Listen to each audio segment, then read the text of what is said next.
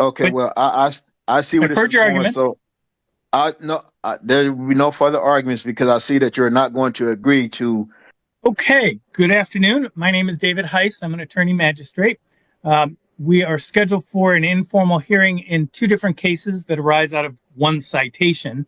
And those Correct. two cases are both entitled The People of the City of Battle Creek versus Roosevelt LaShawn Williams. Is that your name, sir? That is my name. Uh, Basically, what happens is you were issued one citation. It had two violations listed on it. So it became two different cases, one with an A and one with a B at the end. But we have one informal hearing scheduled for both of those cases because they both arise out of the same transaction, so to speak. I guess, Officer Kellums, is there anything before I begin? No, sir. All right, Mr. Williams, uh, you're here because you were issued a citation. And in each of those two cases, so for each of those violations, you have three possible responses to the citation. You can first admit responsibility, be assessed the fines and costs, and be done with it.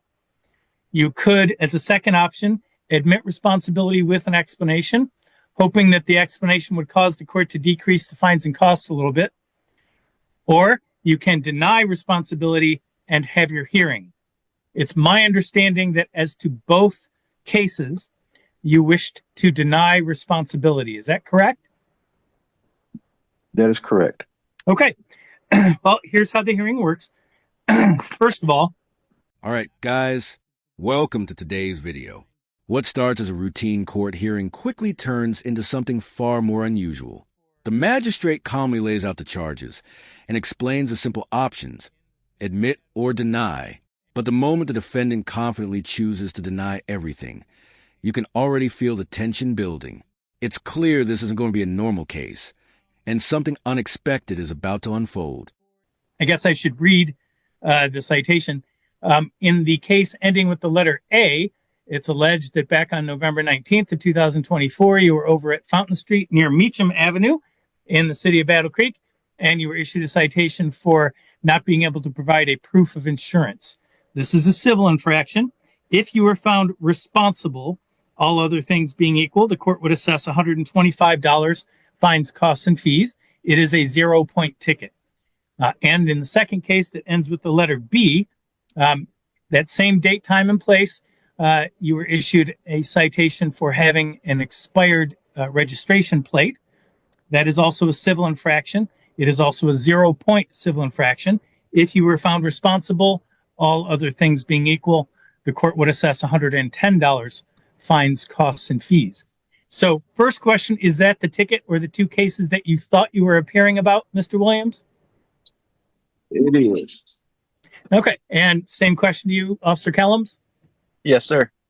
Very good. In every civil case, the plaintiff has the burden of proof. And in a case like this, that burden of proof is called by a preponderance of evidence. Only question I have is, will the laws of the U.S. Supreme Court be applicable, and the federal statutes and definitions of motor vehicle and automobile be applicable in this proceeding? They are the state of Michigan laws that will be applicable.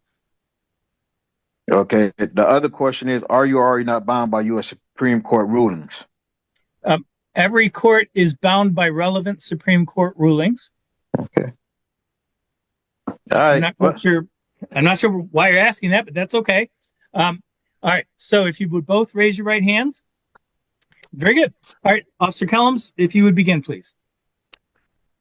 So on November 19th, 2024, I was on patrol for the Battle Creek Police Department when I observed the vehicle that Mr. Roosevelt was driving. I observed that it had expired tags on the vehicle.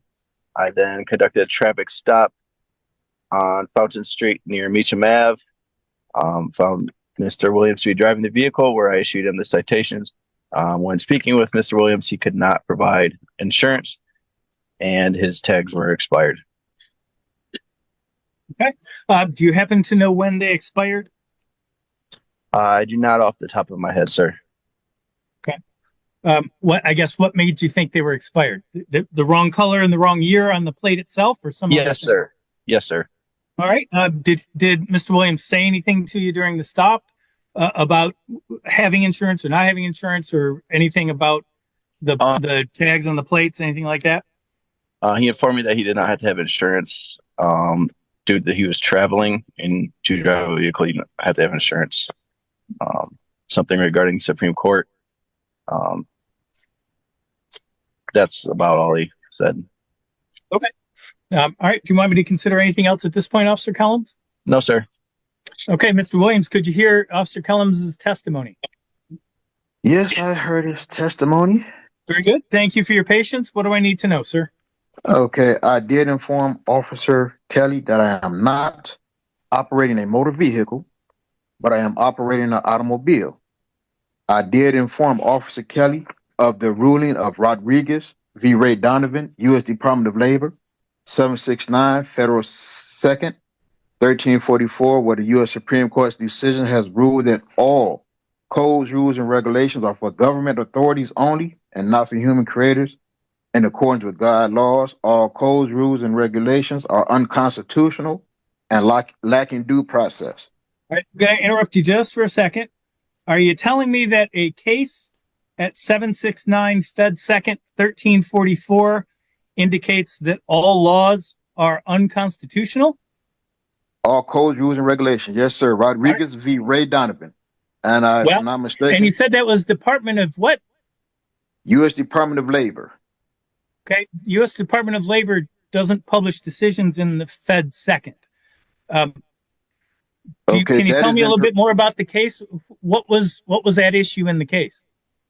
it was regarding what we're discussing here, the requirements of a driver's license and the need when it's required to have one, stating that when you're not operating in commerce, to which I informed the officer that I am not operating in commerce as stated in USC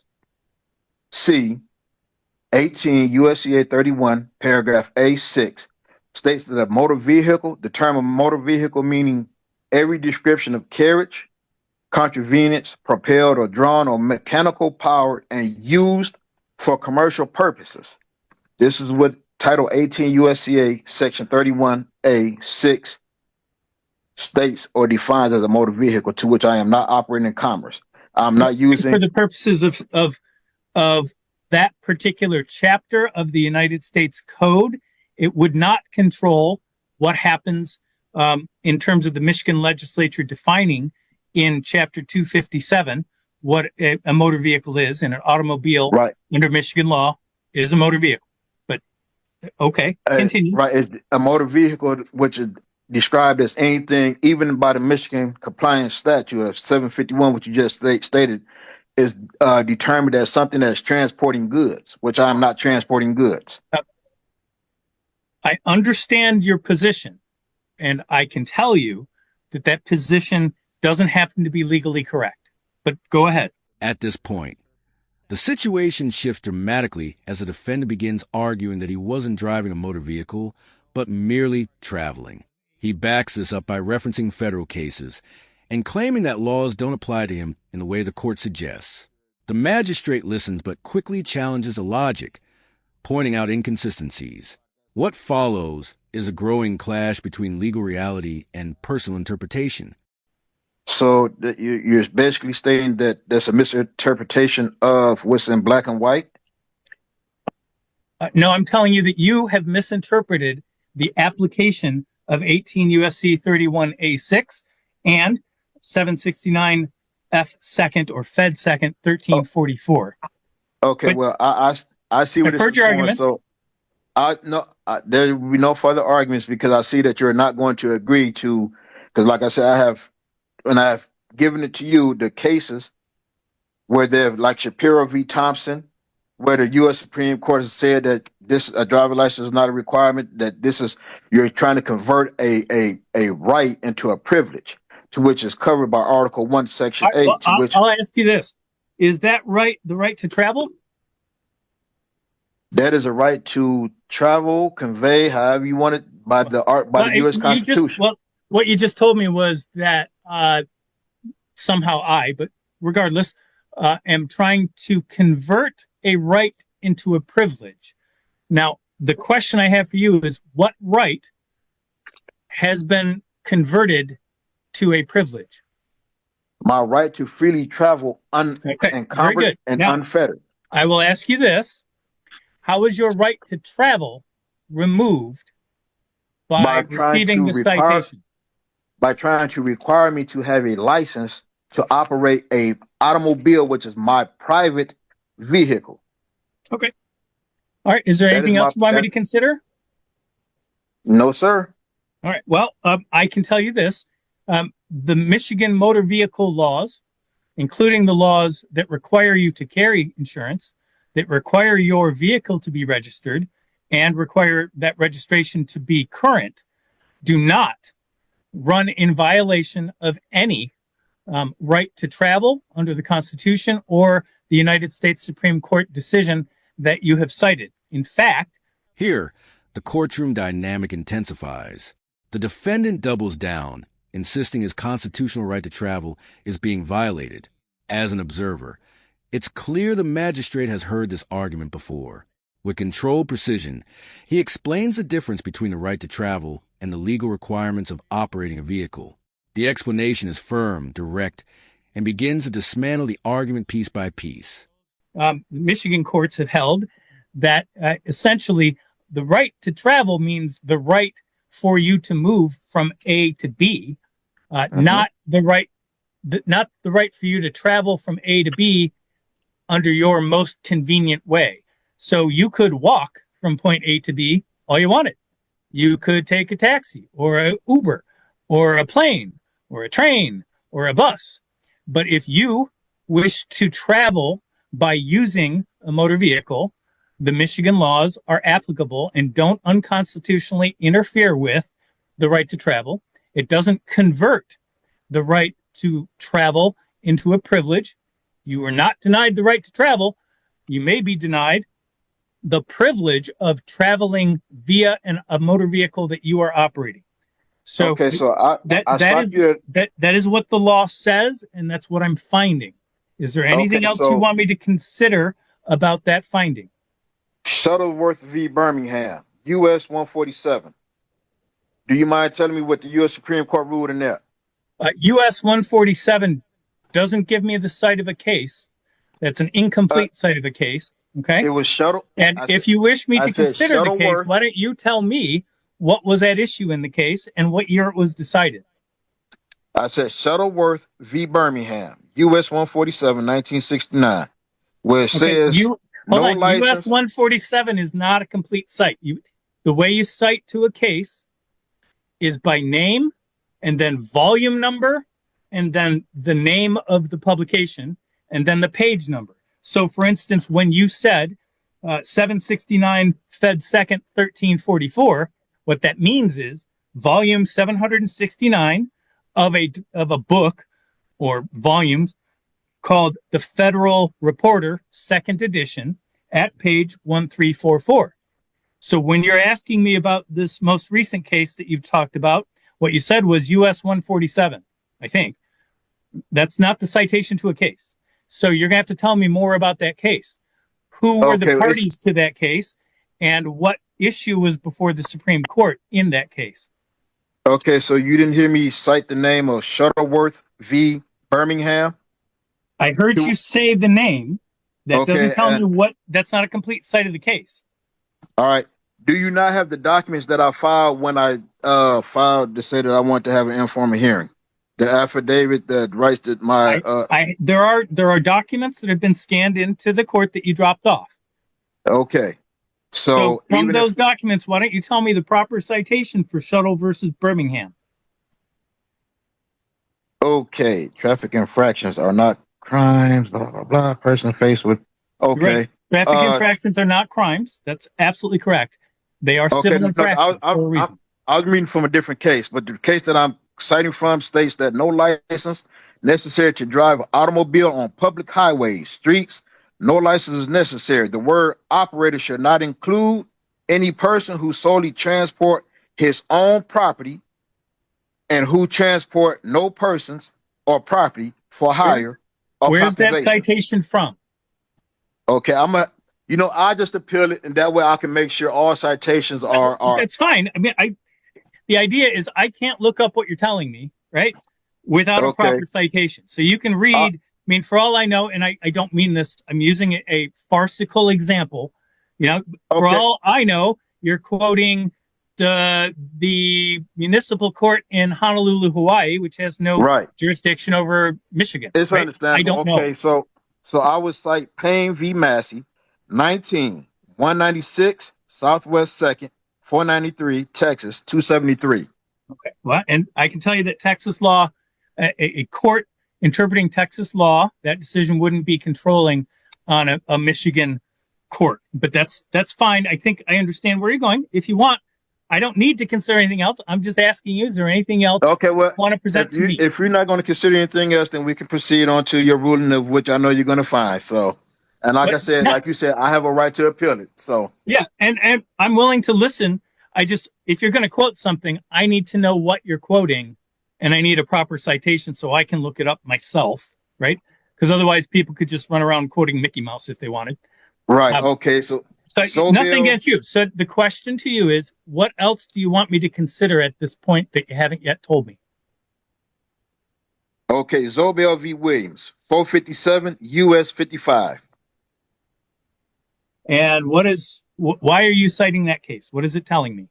Because it states that let me see the above blah blah blah, to travel unencumbered and fettered on common public way or highway, which is their right to so do. Held Absolutely. that the right to travel is constitutional protected. Yes, it is. So it don't. Anything It else doesn't you want say me to that. consider? No sir. No sir. Nope. Nope. No. No. No. Okay. I have no problem telling you you have the right to travel. I have no problem telling you you have the constitutional right to travel. All citizens do. No doubt about that. One But question. Is there a difference between a motor vehicle and an automobile? Is there a difference? Yes. All Okay. automobiles are motor vehicles, but not all motor vehicles are automobiles. Okay, so is my automobile not my private personal automobile that's not being used in commerce? I would have no idea the use of your motor vehicle, and it's not relevant to me for the purposes of deciding whether you're responsible for these civil infractions. Okay. Well, I have nothing else for you to consider. Well, very good. I'm letting you know the law does not make a distinction between your using the vehicle for personal reasons or you're using the vehicle for commercial reasons when your registration plate is expired and when you fail to show proof of insurance. Both of those are required. The MCL language. Both of those are required under Michigan law for anyone operating any motor vehicle. That's what I can tell you. So correct. If you're a motor vehicle, to which I am not operating a motor vehicle, and this is what we are trying to I guess circumvent. Yeah, I am operating my automobile, not a motor vehicle. I can tell you that an automobile is considered a motor vehicle under the Michigan Motor Vehicle Code. So that's fine. Is there anything else you want me to consider? Nope. Very good. All right. So I've listened very carefully to the evidence. I do find that it's more likely than not that when you were required to by Officer Kellums at a traffic stop show proof that your vehicle was insured, that you failed to do so, and that it is more likely that your not your operator's license, the registration plates on the vehicle were expired. So I'm going to assess the $125 on the no proof of insurance case and the $110 on the expired plates case. What I'll do is I'll type up 2 judgments. I'll be sending them out to you. I believe we have your current address, but I'm going to confirm that the address that you want things sent to, Benton Harbor 49022. Is that correct? That is the address. I don't know where the other address is coming from, but that is my address. Well, I don't know what other address you're speaking of, but that's the address the court now has for you. So both of those judgments will go out in the mail on Monday. And so it'll take, a couple days to get to you or whatever, but you should have copies of them. Certainly, I would say by the end of next week. If you don't, you can always come to the court and obtain a different copy, or you can call the court, and if they have to, they can try to email one to you. But they'll go out in the mail on Monday. And what I'll do is I will put February 14th. In the final moments, everything comes to a head. After multiple attempts to justify his position, the defendant runs out of arguments. The magistrate delivers a clear and decisive ruling, confirming both violations and issuing the fines. There's no drama in his tone, just certainty. The case closes as straightforwardly as it began, but the journey there tells a very different story. Like the video, subscribe to the channel, and we'll see you in the next video.